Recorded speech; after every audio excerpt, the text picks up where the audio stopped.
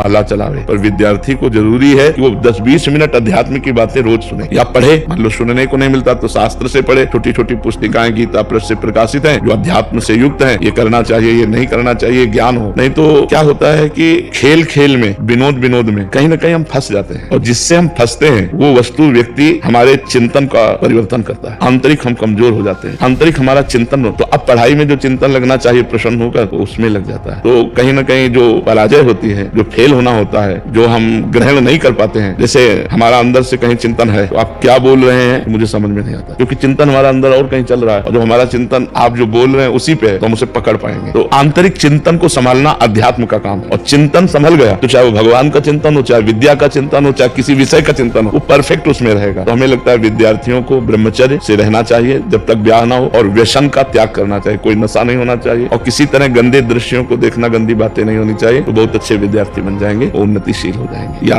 वो बहुत अच्छे अध्यापक बन जाएंगे, बहुत अच्छे जज बन जाएंगे, बहुत अच्छे वकील बन जाएंगे, बहुत अच्छे नेता बन जाएंगे। जो पवित्र आचरण है वही अग्रसर हो सकता है, समाज सुख को प्रदान कर सकता है। नहीं तो गंदा आचरण वाला, गंदा विचार वाला वो शोषण कर सकता है, पोषण नहीं। हम ये नहीं कहते कि दिन भर माला केवल भगवान से प्यार करता है, बड़ा कठिन है, क्योंकि भगवान दिखाई नहीं देते।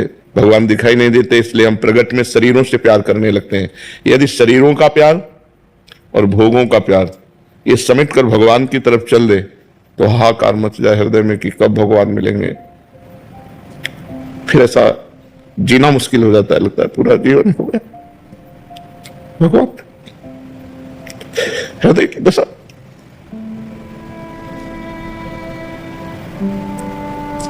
ये सब कहना सुनना अलग की बातें बच्चा, जब हृदय में लालसा लगती है ना कि भगवान मिले तो कुछ अच्छा नहीं लगता। बस एक ही लगता है कोई मिल जाए, कोई रास्ता बता दे कैसे भगवान मिलेंगे। जब तक हमारा मन कहीं लगा है, कुछ अच्छा लग रहा है, तब तक बात अलग होती है। और जब नाम जप के प्रभाव से नहीं खान पान ते भावे है, नहीं कोमल वशम सुहावे है, सब विषय लगे ते खारा है, हरियाशिक कामक न्यारा है।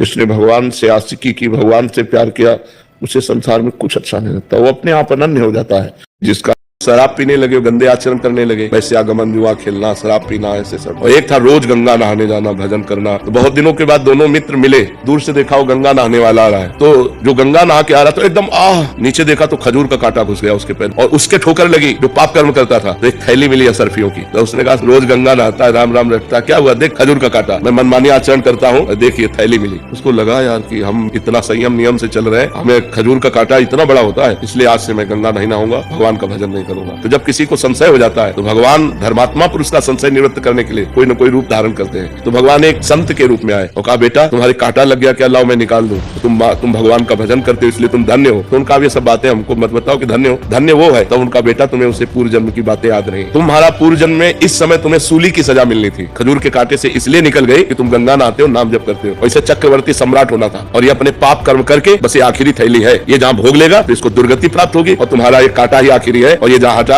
इसकी पीड़ा हटी तो तुम आगे परम धाम को, परम लाभ प्राप्त करोगे। तो कभी कभी वर्तमान की घटनाओं में हम लोग भगवान पर अश्रद्धा कर लेते। तो हमें तो कोई मार नहीं सकता, हमारा स्वरूप जो है अविनाशी है, और शरीर विनाशी है, इसका विनाश निश्चित होना है। विनाश का मतलब परिवर्तन। ये अभी एकत्रित है तो रूप बन गया, और परिवर्तित हो गया तो रूप बिगड़ गया।